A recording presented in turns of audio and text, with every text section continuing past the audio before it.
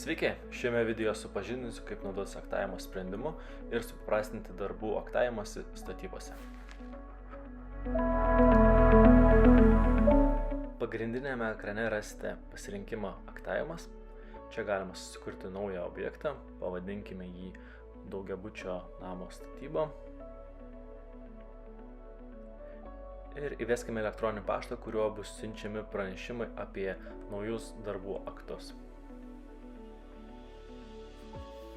Atsidarius savo aktuojamą objektą, matysite žingsnius, ką reikia atlikti, jeigu aktuojate pirmą kartą. Ir pats pirmas žingsnis yra dalyvių pakvietimas. Jeigu norite, kad darbus aktuotų jūsų subrangovai, tai reikia pakviesti kaip dalyvius, įvesti įmonės kodą ir elektroninį paštą, kuriuo bus išsiunčiamas pakvietimas prie darbų aktavimo sistemos. Jeigu darbus aktuosite tik tai savo įmonėje, tai dalyvių pakvietimą galite praleisti ir keliauti tiesiai į darbų kiekių žiniaraščių importą. Antras ir paskutinis žingsnis tai yra darbų ir jų kiekių importavimas į žiniaraštį. Skiltyje žiniaraščiai susikurkime naują žiniaraštį, pavadinkime jį bendrieji darbai. Atsidarius žiniaraštį galima pasirinkti dalyvį, kuriam norime importuoti darbus.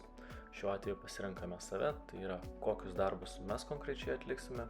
Nukopijuoju iš savo sąmatos su darbų kiekiais, kainomis ir įklijuoju. Čia galima pasikoreguoti stulpelius, jeigu importuojate iš kokio nors kitokio formato ir paspaudžiu importuoti.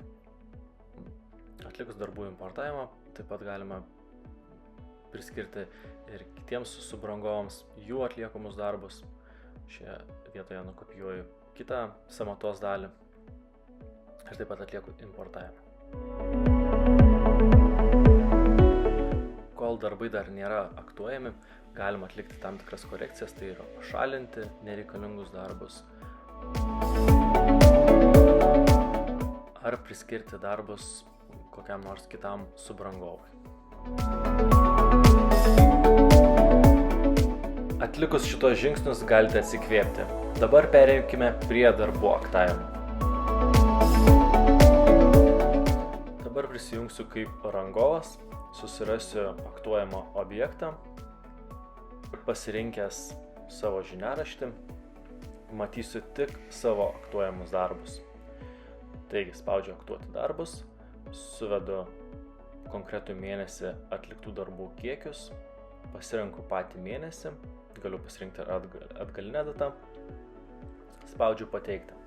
Viskas, mano aktas yra išsiųstas, galiu, jeigu suklydau, pašalinti, pakoreguoti, kol jis nepatvirtintas, ar atsisiųsti patį darbų aktą. Galima suvesti ir už kelis mėnesius, tarkim dabar suvedu už gegužės mėnesį ir lygiai taip pat spaudžiu pateikti. Dabar sugrįžkime į užsakovo rolę, kur matysime pateiktus darbų aktus, galime juos peržiūrėti ir atlikti atitinkamus veiksmus.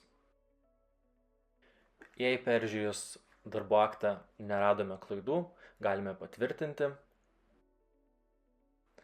Jei radome neatitikimų darbų akte, galime jį atmesti. Atmetus prašoma nurodyti priežastį, apie kurią bus informuojamas rangovas elektroniniu paštu.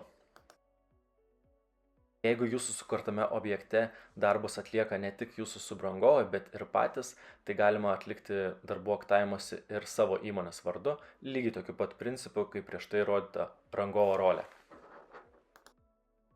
Pateikus darbų aktą turėsite tas pačias funkcijas kaip ir rangovas, galėsite darbų aktą koreguoti, pridėti netgi papildomą darbą, kurio neįtraukite į darbų aktą.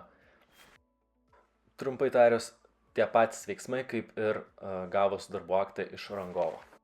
Tokiu principu aktuodami darbus tiek jūs, tiek subrangovas galės matyti visą pateiktų darbų aktų sąrašą, parsisiųsti F2, F3 formą. Rezultate išvengsite bet kokio galimo konflikto vykdant statybos darbus.